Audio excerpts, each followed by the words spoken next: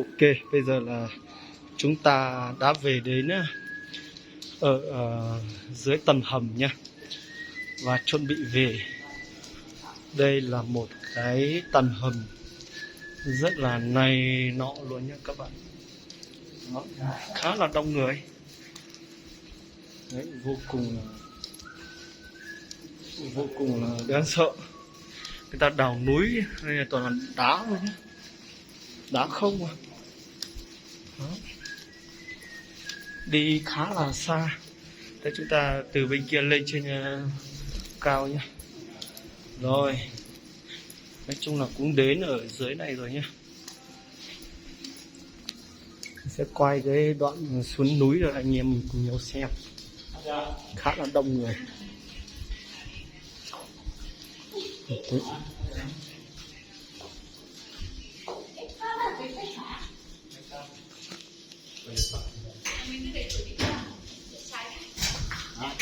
Rồi.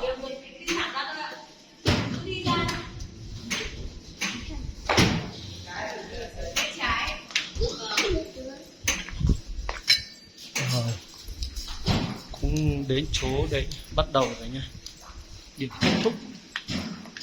Rồi, đến có cả tân ớt mường khương đấy nhá quý vị.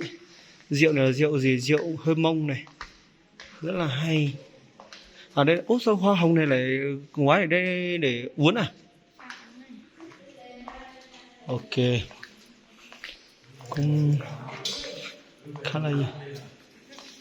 Hả? Cái gì? Hả? Con thuyền này cũng khá là ghê gớm luôn nhé. Trường Sa Hoàng Sa Việt Nam này. Con thuyền này cũng thật là nể nhá. Ốt lại lên trên đấy lối về. Hóa ra lối về nó lại ghê gớm này nữa à.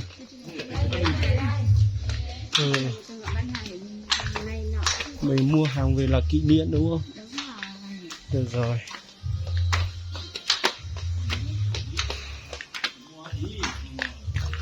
Có mua gì về để là kỷ niệm không? Đó. Mấy rượu kìa. Rượu này. Quay đi. Đây á. Đây là cháu đó, chả cá chắp là nó. Ok. 1,8 triệu một bình, ghê gớm chưa? Mà rượu gì đây? 509 nhưng mà không biết là rượu tông trùng hạ thảo. Đông trùng hạ thảo. Rồi bên này thì chả biết nó là chất gì. Ok, sang bên này đi. Đó.